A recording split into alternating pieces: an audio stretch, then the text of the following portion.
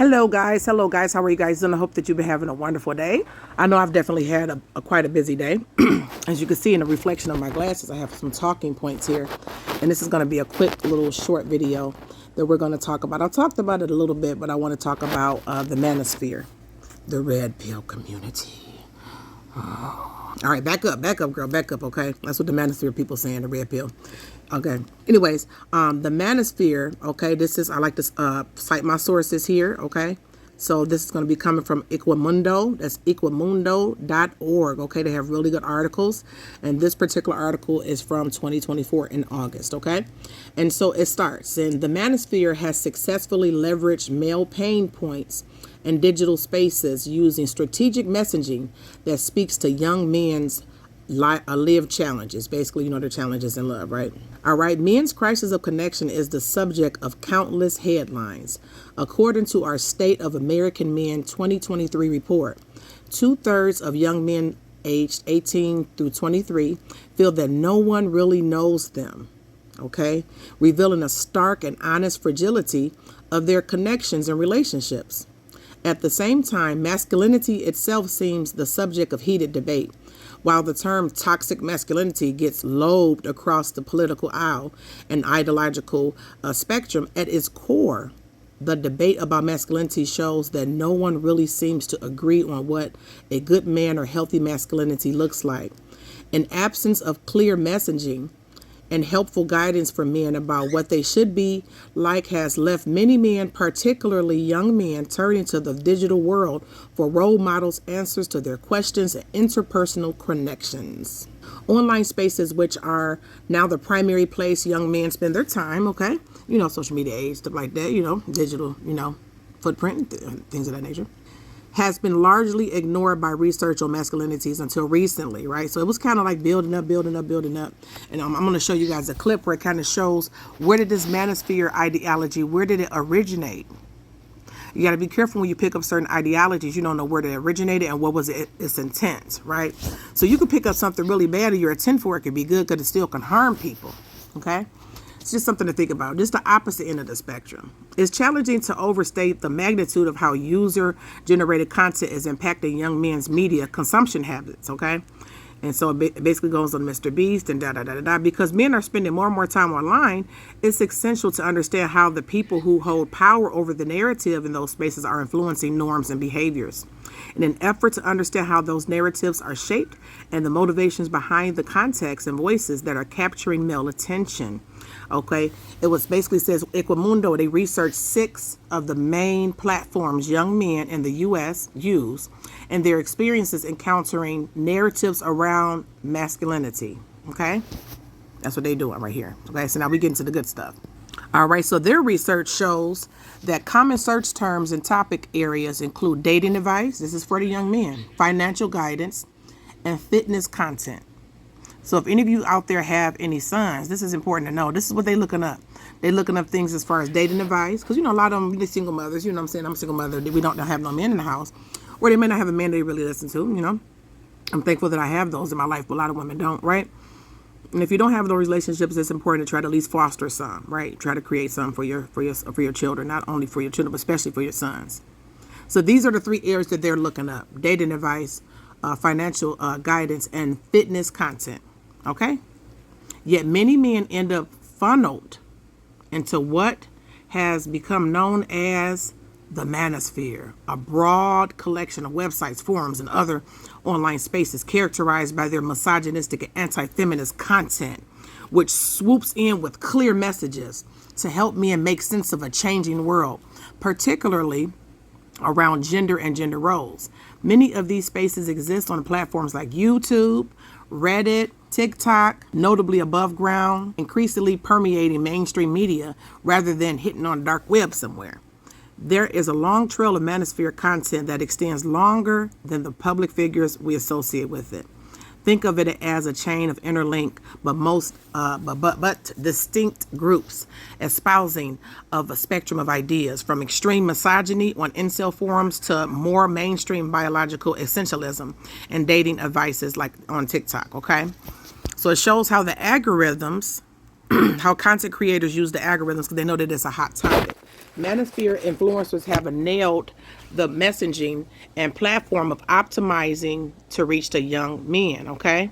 They're being hyper materialistic, hyper attention driven, and they are all about that economy, right? So extreme content makes platforms and influencers richer and without proper regulation, right? So when you look at the people like this, who are in this, this type of spectrum, I would call it a genre. Some of them may be doing it for a good cause, someone may not, okay? So it talks about enabling content, targeted messaging to fill a vacuum. The system is rigged against men narrative, guns and violence, and anti-democratic trends. So these are the things that they really enjoy looking at. Okay, this is what Manosphere is. So I want you guys to take a look at this video here, and then kind of tell me what you think about it, right? Because I think Manosphere wasn't really prevalent in the black community because we had our fathers. We had, fathers on the street, on the corner, sitting there playing dominoes. Grandfathers, a lot of black men especially, don't really even know who their grandfathers are, right? But this is not just for black men, okay? This is across the board because you have, all other content creators that are all different nationalities that are, partaking in this particular type of stream of thought. And whether they believe it or not, I believe half of them don't even believe what they be saying. They just know it just, inflames emotions, and they feel like they get this level of admiration from, young men. I don't know, it's filling a void within them as well, okay? And it says a growing number of men spread hateful ideas about women, trans, and non-binary folks online. Okay, some internet communities even encourage and celebrate gender-based violence. How did we get here? Why do some men and boys get drawn into and even seek out extremist influencers and groups? The Manosphere refers to a wide variety of men's groups operating on the internet and offline. They're offline as well. Many describes themselves as fighting against progressive or woke ideas about gender equality. Manosphere influencers often assert the unfounded idea that men are naturally dominant. They distort biology and evolution to argue the restrictive gender norms of natural. Extremism watchdog groups call this set of ideas male supremacy. Like white supremacy, male supremacy appeals to men who feel alienated in a changing world. Manosphere influencers promise men support and meaning, but they deny rights and respect to women, trans, and non-binary people. They also advance a narrow idea of masculinity that puts harmful limits on what it means to be a man. So not really freeing them too much when you kind of think of it in that way. These sexist attitudes can lead to sexual harassment and abuse.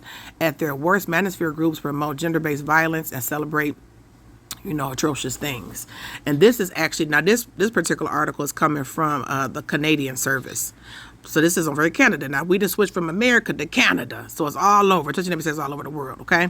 So it's basically talking about sexism, the idea that women, trans, and non-binary folks are inherently inferior to cisgender men, and the misogyny, hateful or controlling attitudes toward women, trans, and non-binary folks, especially as expressed in harmful prejudices, barriers, and behaviors.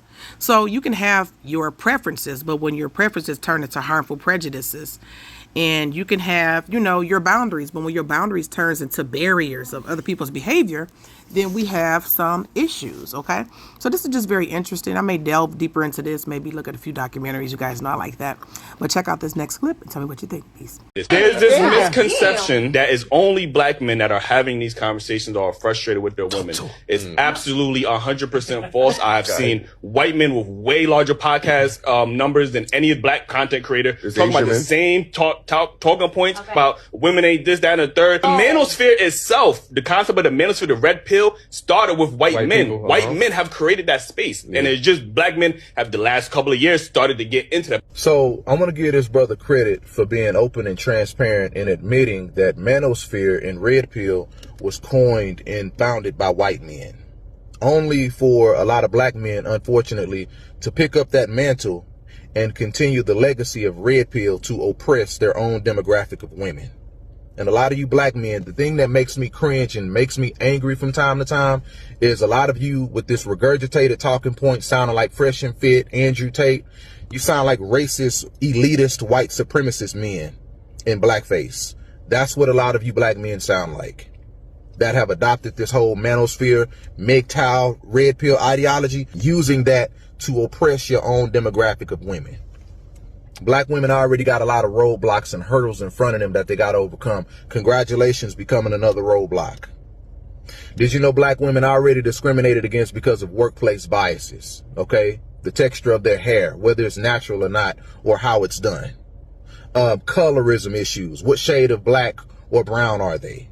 The medical malpractice industry. Did you know that black women are 3 times likely to die during childbirth, giving birth to your son or to your daughter, due to medical malpractice and piss poor treatment from doctors and nurses that don't want to listen? They're 3 times higher, the mortality rate, versus any other demographic of women. Did you know that there's over 100,000 black women right now missing off the face of this earth, never to be seen again? Who's fighting to bring them home? Okay? Did you know one of the leading causes of death of black women, in between the ages of 15 and 45, domestic violence? Does society care? No, they don't. Who needs racism and white supremacy when you have black men that'll pick up the mantle and oppress their own demographic of women with red pill and manosphere? Trolling black women for being single moms without knowing their story. You know, trolling women if they don't have kids and they're not married by a certain age. Oh man, something wrong with you. Ha ha. You hit the wall. Trolling women, shaming women for their success. You know, and it's just like the CIA I think the CIA dropped off podcast equipment in black neighborhoods, and the wrong type of Negroes got a hold of it. Ooh, I got a podcast microphone. I got some audio out of this. Let me get on YouTube and oppress my own group of women. That's what y'all doing.